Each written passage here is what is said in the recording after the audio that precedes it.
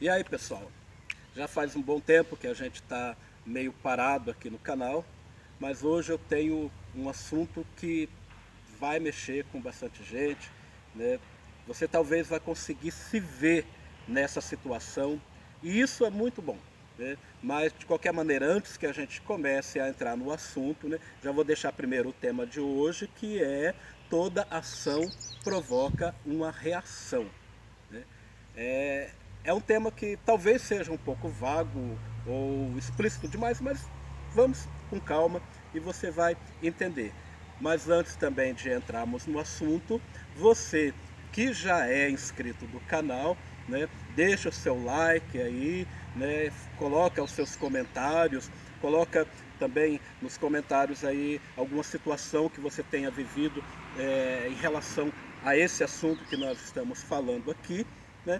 E você que ainda não é inscrito no canal, se inscreve no canal, clica lá no sininho lá para você receber as notificações e aí você já vai estar fazendo parte deste grupo aí e vai estar me ajudando também no canal. Compartilhe o vídeo também para aqueles seus amigos que você acha que precisa ouvir e aprender um pouco, embora eu não seja aquele que ensina, eu aprendo cada dia com vocês. E é dessa forma. E depois da vinheta a gente volta com o assunto, ok?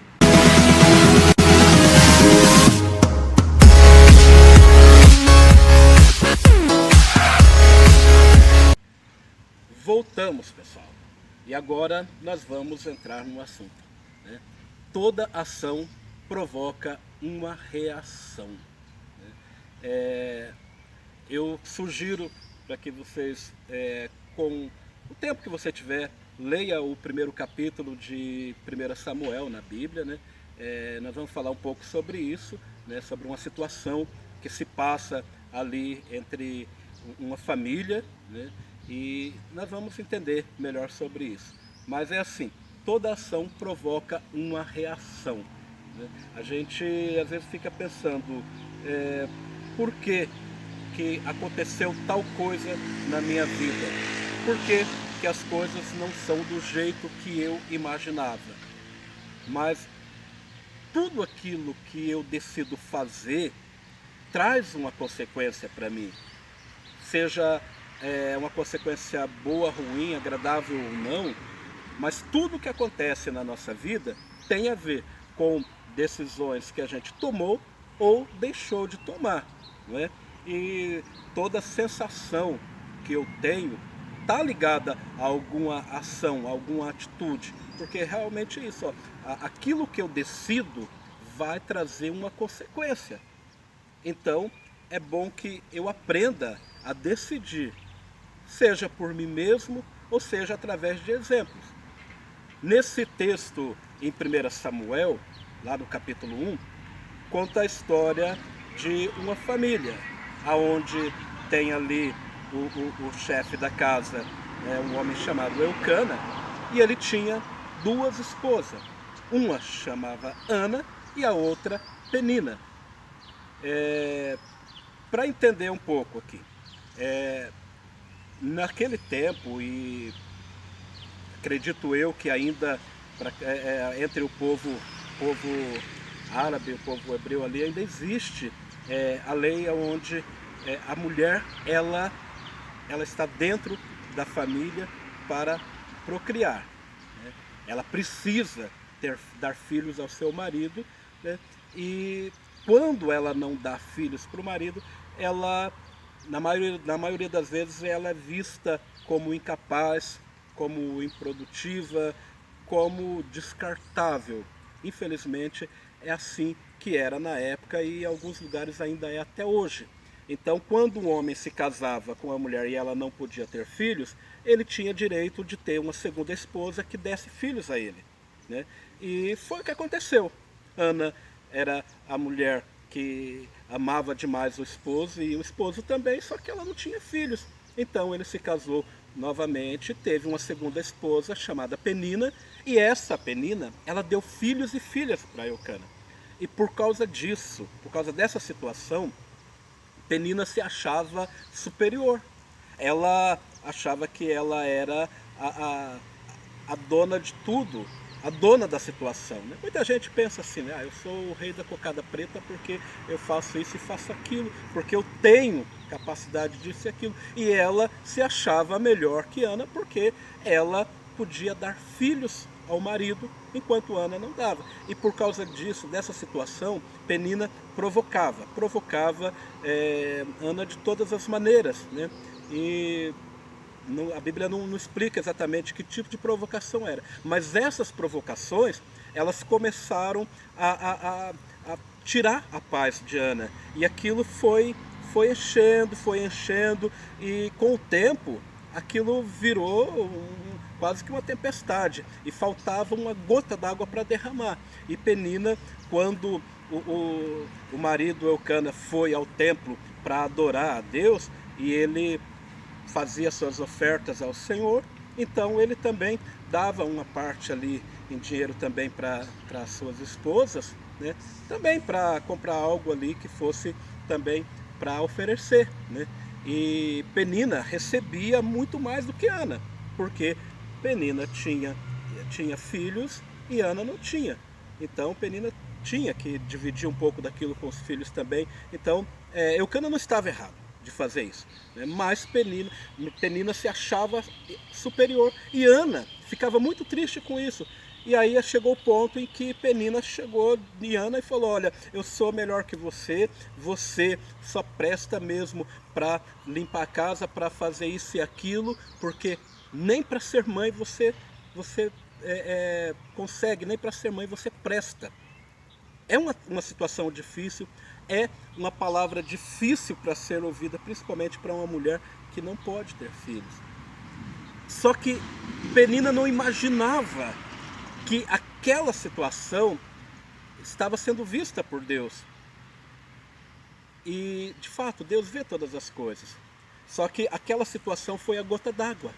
Ana começou a chorar amargamente, porque ela começou a achar também que tudo aquilo que Penina falava era real, que realmente ela não prestava para nada, né? Nem mesmo para ser mãe ela prestava. E ela chorava, e ela foi ao templo também. E quando ela foi ao templo e ela não tinha muita coisa para agradecer, sabe aqueles momentos que a gente passa, que você fala assim: eu não sei nem se eu vou para o templo hoje, porque eu nem tenho o que agradecer, não tenho nada para agradecer, e talvez eu não tenha nada bem para pedir, eu vou lá fazer o quê?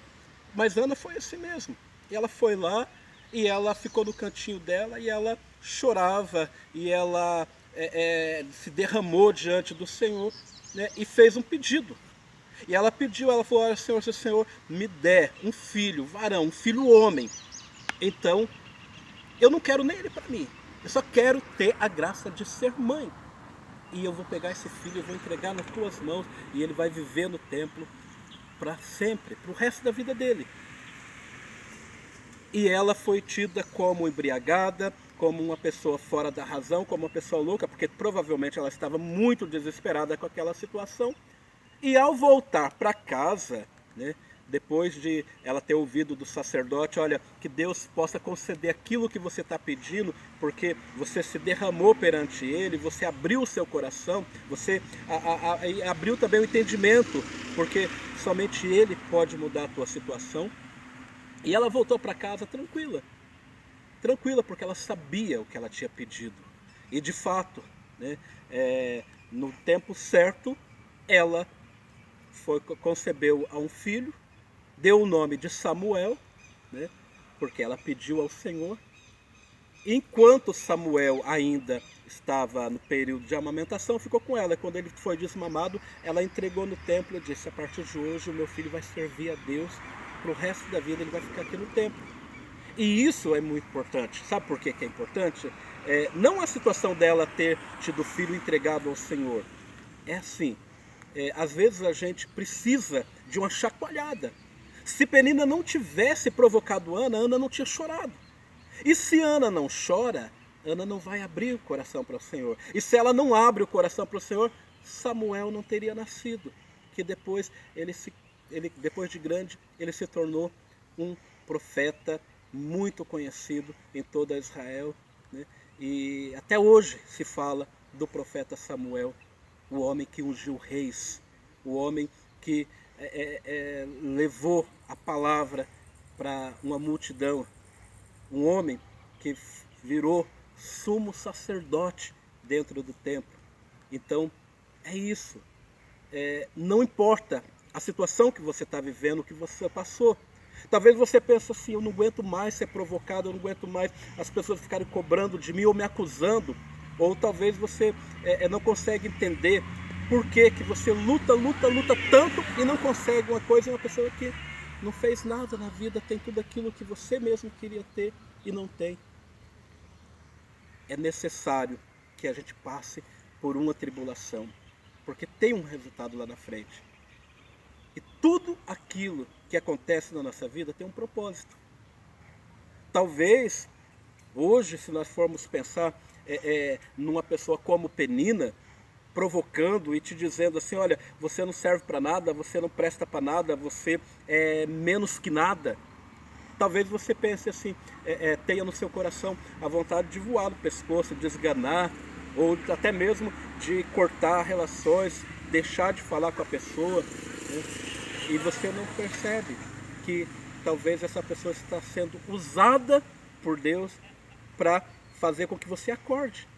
Porque às vezes Deus quer falar com a gente e a gente não consegue, a gente está dormindo, porque a gente olha só para a dificuldade. E aí Deus permite que venha uma tempestade. E essa tempestade ela vem para colocar as coisas no lugar. E não importa.